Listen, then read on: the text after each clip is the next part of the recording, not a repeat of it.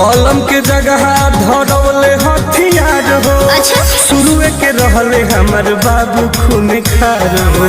सुना चल दिल घर से पहन के रोज खा दे राजा जी, चल दिल घर से पहन के रोज खा दे राजा जी।